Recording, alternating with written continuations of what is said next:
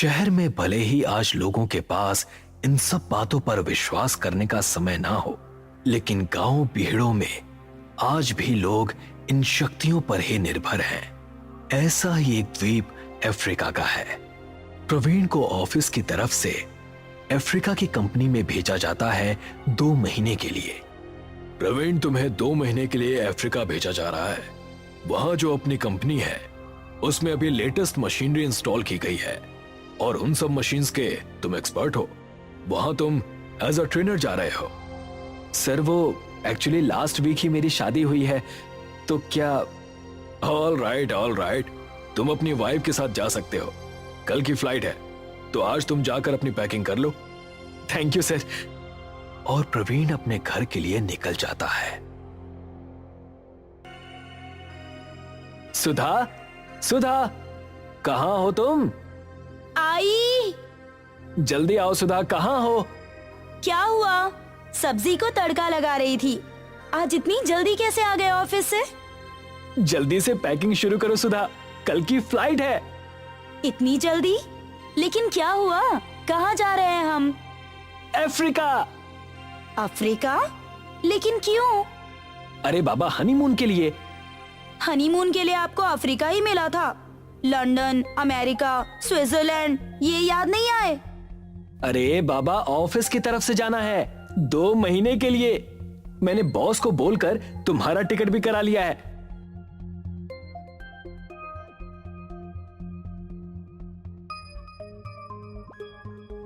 प्रवीण और सुधा दूसरे दिन की फ्लाइट से अफ्रीका के लिए निकल जाते हैं।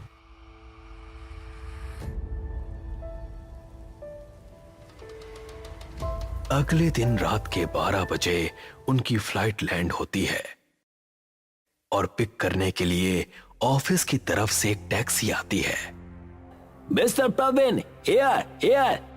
ओह वेट, चलो सुधा, वो रही अपनी टैक्सी। गेस्ट हाउस की तरफ गाड़ी चलने लगती है। एक सुनसान जगह पर आकर टैक्सी रुकती है। दोनों गाड़ी से उतरते हैं। यहाँ तो काफी जंगल मालूम होता है। क्या प्रवीण, लाए भी तो इस भयानक जंगल में? मैं भी पहली बार ही आ रहा हूँ सुधा, एंड डोंट वरी, मैं हूं ना। और वैसे भी हमें थोड़ी ना यहाँ बैठे रहना है, हमें तो पूरा अफ्रीका घूमना है। 2 महीने इसी बीच में किसी अच्छी जगह पर शिफ्ट हो जाएंगे। तभी सुधा के पीछे एक गहरे काले रंग का अजीब सा दिखने वाला आदमी खड़ा हो जाता है। सुधा चीखती है, कौन हो तुम? अरे कौन हो तुम? क्या चाहिए तुम्हें? I am your servant madam. तो बोलना चाहिए ना, ऐसे पीछे आकर खड़े क्यों हो? सामान उठाओ और लेकर चलो। पता नहीं क्यों बहुत अजीब लग रहा है यहाँ। क्या हम कहीं और किसी और होटल में नहीं रुक सकते प्रवीण? बहुत रात हो गई है, सुबह देखते हैं। आज यहीं रुक जाते हैं, चिंता मत करो, मैं तुम्हारे साथ हूँ। सुधा अंदर जाते हुए प्रवीण को कसकर पकड़ लेती है।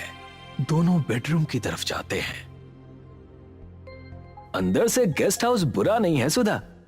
है तो नहीं, पर यहाँ की वाइब्स बहुत अजीब है। आप लोग रेस्ट कीजिए। You want anything? नहीं, तुम जाओ। कुछ अजीब नहीं है ये आदमी? यहाँ के लोग ऐसे ही होते हैं सुधा। चलो आराम करते हैं, सुबह ऑफिस जाना है।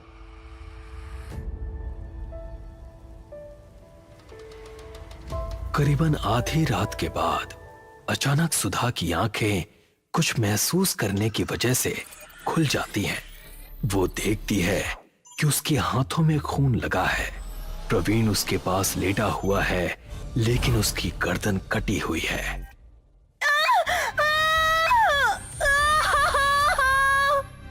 क्या हुआ सुधा? सुधा, आंखें खोलो। प्रवीण, तुम ठीक हो ना? हाँ सुधा, मैं ठीक हूँ। मैंने बहुत डरावना सपना देखा। सब ठीक है सुधा। अगले दिन सुबह प्रवीण ऑफिस के लिए रेडी हो जाता है। प्रवीण देखता है कि सुधा अभी भी सो रही है। वो सुधा को जगाता है। सुधा, रात को डर की वजह से तुम सो नहीं पाई थी, इसीलिए देर तक सो रही हो। Good morning dear. चलो अब उठ जाओ और मैं ऑफिस जाकर आता हूँ, ठीक है? और मैं? तुम मेरा इंतजार करो, मैं जल्दी आ जाऊंगा। बस मुझे इन्फॉर्म करना है, ट्रेनिंग कल से है। ठीक है, पर जल्दी आना। इतना बोलकर प्रवीण ऑफिस के लिए निकल जाता है। सुधा गेस्ट हाउस के गार्डन में टहलने जाती है। थोड़ी दूर टहलने के बाद सुधा देखती है कि जमीन पर 2 कपड़े की डॉल पड़ी है, जिनके अंदर काफी सारी सुइयां लगी हैं। सुधा को ये सब देखकर बहुत अजीब लगता है और वो जैसे ही कदम तेजी से आगे रखती है, जमीन पर पड़ी लोहे की कील उसके पैर के अंदर घुस जाती है।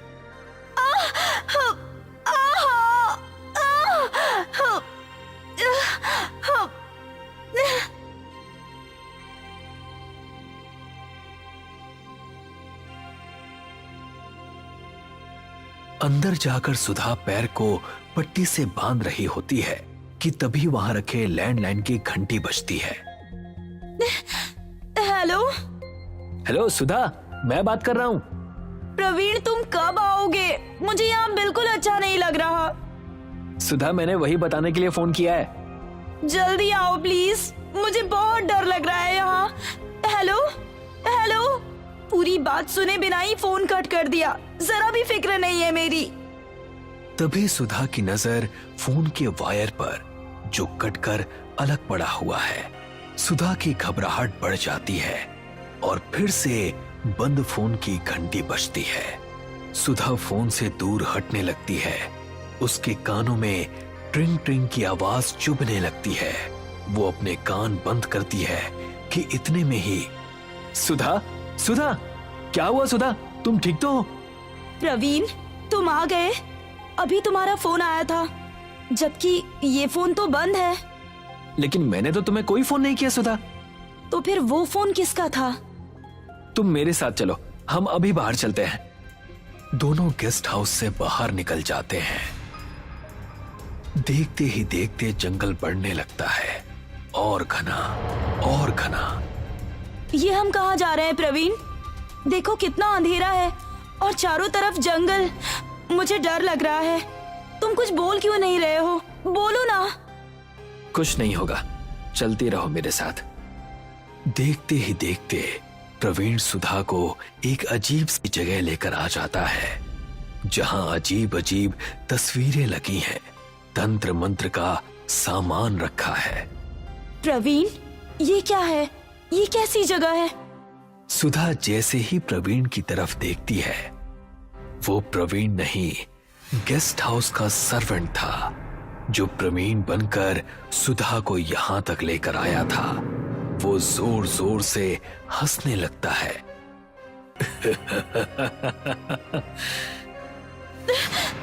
कौन हो तुम? कौन हो? क्यों लेकर आए हो मुझे यहाँ? प्रवीण कहाँ है? वो आदमी सुधा को एक पेड़ से बांध देता है और जोर जोर से अपनी भाषा में किसी को बुलाना शुरू कर देता है। ताना नगाती, युटिमा टोरा टोरा, रवेना ही सुकुआ, स्वनगाती। बचाओ! बचाओ! बचाओ! प्रवीण, कहाँ हो तुम?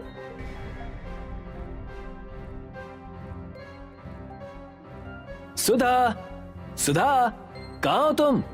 सुधा देखो, आ गया मैं। चलो अब जल्दी से डिनर करेंगे साथ। मैंने एक अच्छी जगह का पता लगाया है यहाँ। सुधा, कहाँ हो यार? पूरे घर में सुधा नहीं मिलती है। प्रवीण परेशान हो जाता है।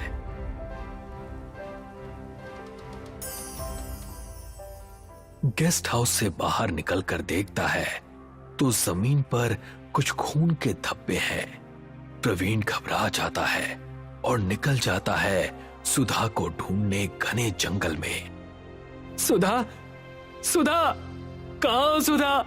क्यों मैंने तुम्हें अकेला छोड़ा? हे भगवान, कहाँ है मेरी सुधा? तभी प्रवीण को सुधा के चीखने की आवाज सुनाई देती है।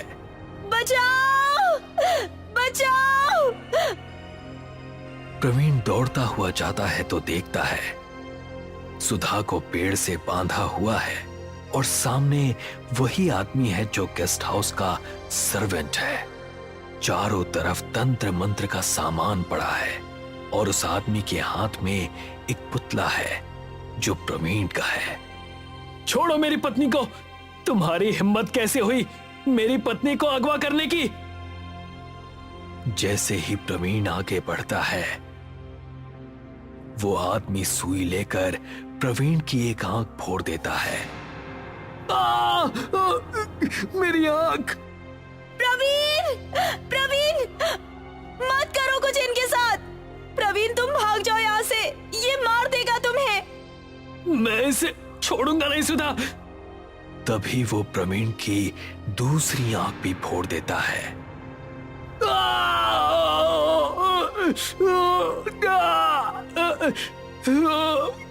प्रवीण नहीं सुधा, नहीं। अंत में प्रवीण की गर्दन काटकर सुधा के पैरों के पास फेंक देता है। प्रवीण नहीं। और वो आदमी जाता है रोती हुई सुधा के पास और जाकर मुस्कुराते हुए उसे छूता है। चारों तरफ जलती हुई मशाल बुझ जाती है और जंगल में घनघोर सन्नाटा छा जाता है। और फिर कुछ समय के बाद, आओ किरण, हम पहुंच गए। बड़ी अजीब जगह है। राजीव, क्या हम यहाँ रहने वाले हैं? हाँ, ऑफिस की तरफ से तो यही मिला है। चारों तरफ जंगल है, बहुत डर लग रहा है मुझे। आज के लिए बस एडजस्ट कर लो डियर, कल देखते हैं। कौन हो तुम? क्या चाहिए? I am your servant sir. तो ये कौन सा तरीका है आने का? सामान उठाकर अंदर ले चलो। राजीव और किरण अपने अंत की तरफ चल देते हैं। जैसे जैसे उनके कदम गेस्ट हाउस की तरफ बढ़ते हैं, वैसे वैसे वो खुश होता है, क्योंकि उसे अपना अगला शिकार मिल गया था।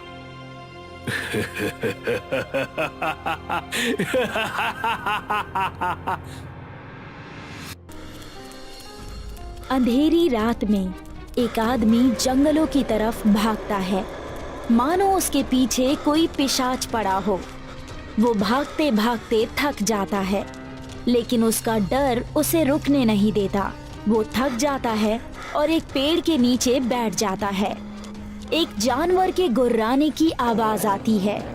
वो आदमी आवाज की तरफ देखता है।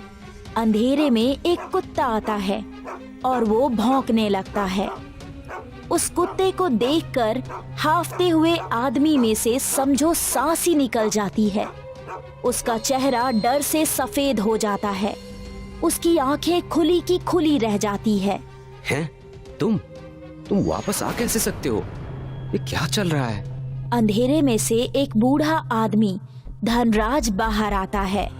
देखने से लगता है कि ये आदमी एक वक्त पर अमीर था और अच्छे घराने से था, लेकिन अभी उसके कपड़े फटे हैं। आशु अब सहम जाता है, मानो उसके दिमाग ने काम करना बंद कर दिया हो। वो कुछ कहने की कोशिश करता है, लेकिन कह नहीं पाता। तुम्हारी हिम्मत कैसे हुई ऐसा करने की? धनराज अपना मुंह खोलता है और उसकी आंखों और मुंह से आग की लहरें निकलती है। वो ऊपर की तरफ उड़ता है, आदमी को देखते हुए। नहीं, मुझे माफ कर दो, मुझसे गलती हो गई। धनराज हंसता है। आशु भागने की कोशिश करता है, तभी कुत्ता भी भौंकने लगता है और आशु पर झपट पड़ता है। कुत्ता आशु को नोचता है और ये सब धनराज देख रहा है। ये आदमी और उसका कुत्ता कौन थे? ये हमेशा से ऐसे रूहानी नहीं थे। इनकी भी एक कहानी है। कुछ ही महीने पहले सेठ धनराज महाबलेश्वर के एक नामचीन बिजनेसमैन थे। उनकी जिंदगी में अब उनके साथ जीरो को छोड़कर और कोई नहीं था। Zero, dinner? Dhanraj relaxing chair पर जीरो के साथ बैठा है। उसका नौकर उसके सामने खड़ा है। जीरो, ज्यादा मस्ती नहीं, ओके? थोड़ा घूमना और फिर अंदर आ जाना, ओके? जीरो और सेठ धनराज का दिन और रात ऐसे ही कट रहा था। सेठ धनराज के सो जाने के बाद जीरो बरामदे में ही घूम घूम कर वहीं सो जाया करता था। लेकिन एक रात सब लोग सो गए हैं, जीरो भी सोने की कोशिश कर रहा है। वो एक सांप को देखता है और उस पर झपट पड़ता है। सांप उसे काट कर भाग जाता है। जीरो जोरों से भौंकता है और फिर सो जाता है। जीरो, जीरो, ये क्या हो गया? अरे अरे, इसे कोई हॉस्पिटल लेके जाओ, जल्दी। एक एम्बुलेंस धनराज के घर के बाहर रुकी है। देखो, एक्स्ट्रा पैसे ले लो, लेकिन जीरो को जल्दी से हॉस्पिटल पहुंचा दो। उसकी तबीयत बहुत खराब हो चुकी है। जी जरूर, आप बिल्कुल फिक्र मत कीजिए, मैं जीरो को अस्पताल पहुंचा दूंगा। आशु जीरो को एम्बुलेंस में डालता है और खुद ड्राइवर की सीट पर बैठ जाता है। धनराज जीरो को बाय बाय कहता है। दोपहर का वक्त है। आशु हाईवे पर एम्बुलेंस ड्राइव कर रहा है। वहां उसे अपना दोस्त दिखाई देता है। आशु एम्बुलेंस रोक देता है। अरे आशु, इतनी दोपहर को कहाँ जा रहे हो? और ये कुत्ता किसका है? अरे गांव के एक सेठ हैं, उनके आगे पीछे कोई नहीं है। डबल पैसा देकर बोले इसे शहर ले जाकर वापस ले आओ। कुत्ता भी कभी मरा है? रुक, 2 पेग पी के जा, ये तो ऐसे ही कराहता रहेगा। नहीं भाई, अभी नहीं। ये देख, मेरे सेठ की गाड़ी में पड़ी थी। इंग्लिश है, उसको तो पता भी नहीं होगा कि उसकी गाड़ी में ये रह गई। आ जा यार, दोपहर को पीने का मजा ही अलग है, और वो भी मुफ्त की। आशु बॉटल को देखता है। जीरो कराह रहा है। बॉटल को देखकर आशु कुछ सोचता है, लेकिन फिर वो अपना मन मारकर ना में सिर हिला देता है। चुप साले कुत्ते, बैठा रहा उधर, देखता ही नहीं। आदमी लोग इतना इम्पोर्टेंट बात कर रहे हैं। ठीक है यार, लेकिन बस 1 पेग। हाँ भाई, सिर्फ 1। आशु और बब्बन दारू पीते हैं और एंजॉय करते हैं। जीरो कराह कर भौंकने लगता है। वो उन दोनों को गाड़ी के अंदर से ही देखता है और आखिरकार अपनी आंखें बंद कर लेता है। कुछ देर बाद आशु उसको देखने आता है। जीरो चुपचाप सोया हुआ है। आशु उसको हाथ लगाता है। अरे लगता है ये मर गया। मर गया? चलो, कुत्ते की मौत तो नहीं मरा ना। आराम से एम्बुलेंस में उसने दम तोड़ दिया। मजाक मत कर। अब मैं क्या करूं? वो बुढ़ा तो मेरे ऊपर केस ठोक देगा। अरे तू क्या गाड़ी है जो तेरे को ठोक देगा? कुत्ता है, बोल दे कि रास्ते में मर गया, कौन पूछने वाला है। चल, इसको अभी इधर ही गाड़ देते हैं। हाँ, यही सही रहेगा। चल जल्दी से गाड़ देते। बब्बन और आशु की गलती की वजह से एक मासूम कुत्ते की मौत हो जाती है, लेकिन ये गलती क्या ऐसे ही भूली जाएगी? आशु और बब्बन कुत्ते को जंगल में गाड़ देते हैं। सेठ जी, मैंने पूरी कोशिश की, लेकिन मैं टाइम पर अस्पताल नहीं पहुंच सका। मैंने इसीलिए जीरो को जंगल में ही गाड़ दिया। क्या जीरो मर गया? ऐसा नहीं हो सकता। अरे जीरो की मौत की खबर सुनकर धनराज को बहुत बड़ा धक्का लगा। उसने पलंग पकड़ ली और कुछ महीने बाद वो भी चल बसा। लेकिन कहानी यहीं खत्म नहीं हुई। धनराज की आत्मा और जीरो की आत्मा दोनों को शांति नहीं मिली थी। वो स्वर्ग और नर्क के बीच में मंडरा रहे थे। स्वर्ग और नर्क के द्वार के बीच वो दोनों मिले। जीरो, जीरो, तू मुझे मिल ही गया। जीरो भौंकता है। धनराज उसको सुनता है। धनराज को गुस्सा आता है। क्या उसने मुझसे झूठ बोला? अब मैं समझा, मेरा अभी धरती पर कुछ काम बाकी है। चलो जीरो, काम पूरा करने में मेरी मदद नहीं करोगे? ए, हट, पागल है क्या? बीच हाईवे पे चल रहा है। बब्बन गाड़ी स्लो कर देता है। आदमी पलटता है और वो आदमी धनराज का भूत है। वो बहुत ही डरावना दिख रहा है। उसकी आंखें लाल है और चेहरा पूरा सफेद। बब्बन डर जाता है और गाड़ी राइट में ले लेता है। और एक पेड़ के साथ उसका एक्सीडेंट हो जाता है। गाड़ी पूरी तरह से आगे से टूट जाती है। बब्बन भी बुरी तरह से घायल हो जाता है। वो अपनी आंखें खोलता है। धनराज का भूत उसके सामने आता है। बब्बन उसे देखता है और उसी वक्त जीरो बब्बन पर झपट पड़ता है और उसे मार देता है। चल जीरो, एक और बाकी है।